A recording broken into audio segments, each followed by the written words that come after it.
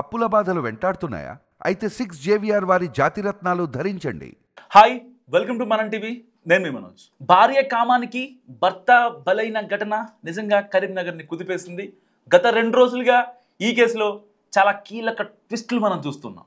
అయితే నిజంగా తెలుగు రాష్ట్రాల్ని భర్తలంతా కూడా ఒక నిమిషం ఆగి ఆలోచించాల్సిన ఘటన ఇది. అంటే నిజంగా కామానికి కోరుకునే వాళ్ళు ఉంటారు. సో కామం కోసం భర్తనే చంపేసి వేరే వాళ్ళతో సహజీవనం కావచ్చు, ఆ శృంగార వాంఛలు కోరుకోవడం కావచ్చు, వీటి వల్ల ఇలాంటి ఘటనల వల్ల సభ్య సమాజానికి ఏం మెసేజ్ ఇస్తున్నామనే ఒక అర్థం పర్థం లేకుండా క్షణిక ఆవేశంలో చేసిన ఘటన అనుకోవాలా, లేకపోతే పక్కా ప్లాన్డ్గా చేసిన ఘటన అనుకోవాలా, ఏది అర్థం చేసుకోలేని పరిస్థితి ఒక రకంగా చెప్పాలంటే. ఎందుకంటే 2015లో సురేష్ మౌనికలకు పెళ్ళైంది. 2015 నుంచి 2025 వరకు 10 ఏళ్ల దాంపత్య జీవితం. వీళ్ళది లవ్ మ్యారేజ్. సో చాలా నీట్గా హ్యాండిల్ చేశారు. వీళ్ళకి 2 పిల్లలు కూడా ఉన్న పరిస్థితి. సో పిల్లలు స్కూల్కి వెళ్తున్నారు, హ్యాపీగా ఉంది, అంతా బాగానే ఉంది అనుకున్నాడు సురేష్. కట్ చేస్తేనే ఆవిడ ఇలాంటి పని చేస్తుంది, శృంగారం కోసం తనని సంతృప్తి పరచట్లేదు అని ఒకే ఒక్క రీజన్తో ఇవాళ సురేష్ అనంత లోకాలకు వెళ్ళిపోతాడని ఎవ్వరూ ఊహించని సంఘటన. నిజంగా ఒకానొక దశలో వయాగ్రా ట్యాబ్లెట్లని కూరలో తినే అన్నంలో కూర ఉంటుంది కదా, కర్రీ వేసుకుంటాం కదా, ఆ కూరలో వేసి కూడా తినిపించే ప్రయత్నం చేసింది సురేష్కి. అయినా సరే కొన్ని రీజన్స్ వల్ల, అంటే లైక్ స్మెల్ రావడం కావచ్చు, అనుమానం కావచ్చు, వాటి వల్ల సురేష్ తినలేదు. దాని తర్వాత బీపీ ట్యాబ్లెట్లు కలిపి అన్నంలో ఇచ్చింది. దాని తర్వాత అది స్మెల్ రాకపోవడంతో సురేష్ ఆ బీపీ ట్యాబ్లెట్లు కలిపిన అన్నాన్ని తిన్నాడు. దాని తర్వాత స్పృహ కోల్పోయాడు. ఆ తర్వాత కాసేపటికే ఎవరైతే ఈవిడ కస్టమర్లు ఉన్నారో, మౌనిక యొక్క కస్టమర్లు, వాళ్ళందరినీ ఇంటికి పిలిపించింది. ఇంతలోనే ఆయనకు స్పృహ రావడంతో వాళ్ళందరినీ పంపించేసింది.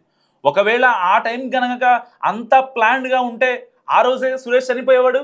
ఇన్ని 1 మంత్ గ్యాప్ కూడా ఉండేది కాదు. సరిగ్గా ఆ తర్వాత ఈ అమ్మాయి ఒక బ్రోతల్ హౌస్లో చేరింది. సో ఇంటికాడ నుంచే కార్యకలాపాలు కొనసాగిస్తుంది. కేవలం ఆవిడికి శృంగారమే కావాలి, శృంగార వాంఛలు ఆవిడికి చాలా ఎక్కువ. సో భర్త సరిగా శృంగారం చేయట్లేదు, తనని సాటిస్ఫై చేయట్లేదు అని ఒకే ఒక్క రీజన్తో పరాయి మగవాళ్ళ పంచన చేరింది. వాళ్ళకి అంటే గతంలో స్టార్టింగ్లో ఈవిడ డబ్బులకు కూడా వ్యభిచారం చేసేది.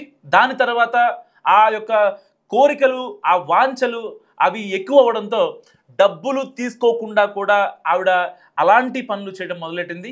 దాని తర్వాతే ఆవిడ మెదడులో వచ్చిన ఆలోచన ఏంటంటే, ఎట్టి పరిస్థితుల్లో భర్త అడ్డొస్తున్నాడు, భర్త వేధిస్తున్నాడు అని చెప్పి సమాజానికి, కుటుంబంలో ఉన్న వాళ్ళకి పోర్ట్రే చేయగలిగితే, సో ఇక నేను లైఫ్ లాంగ్ నా ఇష్టం వచ్చినట్టు, నన్ను ఎవరు కాదనేవాళ్ళు, ఎవరు చెయ్యి అనేవాళ్ళు ఉండరు, సో నాకు అడ్డు చెప్పేవాళ్ళు ఎవరు ఉండరు ఫైనల్గా అని అనుకొని సురేష్ హత్యకు ప్లాన్ చేసింది.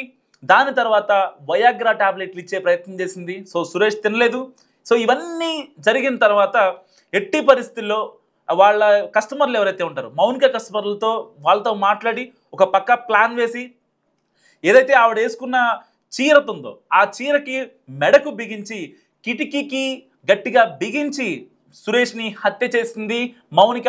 సో దాని తర్వాత చాలామందికి వయాగ్రా ట్యాబ్లెట్లు వేసుకున్నాడు, దానికి నన్ను సంతృప్తి పరచకపోవడంతో ఆయన కొంచెం బాధపడ్డాడు. దానివల్లే ఆయనకి గుండెపోటు వచ్చింది, బీపీ పెరిగింది. సో శృంగారం చేసే సమయంలో ఆయన అనంత లోకాలకి వెళ్ళిపోయాడు అని చెప్పే ప్రయత్నం చేసింది.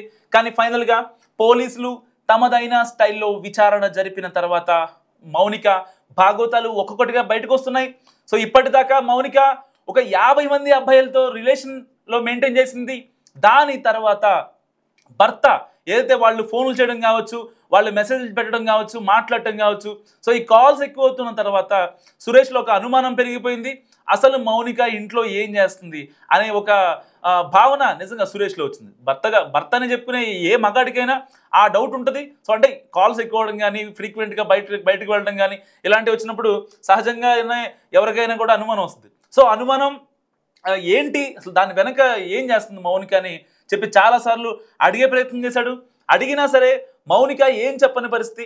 కానీ కొద్ది రోజుల తర్వాత సురేష్ ఏంటి అసలు ఏం జరుగుతుంది అని గట్టిగా మాట్లాడటంతో, కేవలం నన్ను అనుమానిస్తున్నావు, నేను అలాంటి దాన్ని కాదు అని చెప్పి ప్రయత్నం వారించినా చేసినా సరే ఆవిడ మనసులోని మాట చెప్పని పరిస్థితి. సో ఇక సురేష్ నన్ను వేధిస్తున్నాడు అని జనాలకు అర్థమైంది. సో ఇంట్లో వాళ్ళకు కూడా చెప్పుకోగలిగింది. సో రేపొద్దున ఒకవేళ హత్య కానీ లేకపోతే ఇంకేమన్నా జరిగినా సరే తన మీదకి రాకుండా సమాజానికి అంటే సురేష్ అనే వ్యక్తి మౌనికని వేధిస్తున్నాడు అనే ఒక విషయాన్ని ఈవిడ ఇండైరెక్ట్గా పోర్ట్రే చేయడంలో సక్సెస్ అయింది. దాని తర్వాత హత్య చేసి దాన్ని వయాగ్రా టాబ్లెట్లు వేసుకొని అతను శృంగారం చేస్తుండగా చనిపోయాడు అనే విషయాన్ని అందరికీ చెప్పగలిగింది. కానీ ఎవరు నమ్మని పరిస్థితి. అప్పటికే అంటే దొంగతనం ఎక్కువ రోజులు నిలబడదు అంటారు. సో అదే మార్గంలో ఆవిడ ఇంటి పక్కన ఎవరైతే ఉంటారో వాళ్ళందరినీ పోలీసులు విచారించగా సో మౌనిక క్యారెక్టరే కొంచెం బ్యాడ్ అని చెప్పడంతో ప్రూవ్ అవ్వడంతో పోలీసులు తమదైన స్టైల్లో విచారించారు. ఇంకా అమ్మాయికి సంబంధించిన వాట్సాప్ చాట్లు కావచ్చు, కాల్ డేటా కావచ్చు, అవన్నీ ఆవిడ ఫోన్ పరిశీలించారు. సో ఆవిడ ఫోన్ పరిశీలించిన కొన్ని అశ్లీల వీడియోలు కూడా ఆవిడ ఫోన్లో ఉన్నాయి. సో ఎప్పుడైతే శృంగారం చేసే టైంలో తీసుకున్న వీడియోలు కూడా ఆవిడ ఫోన్లో ఉండడంతో పోలీసులు నిజంగా ఒక్కసారి కంగుతున్నారు. దీనికి సంబంధించి మౌనికని అరెస్ట్ చేసిన పరిస్థితి ఇప్పటికే.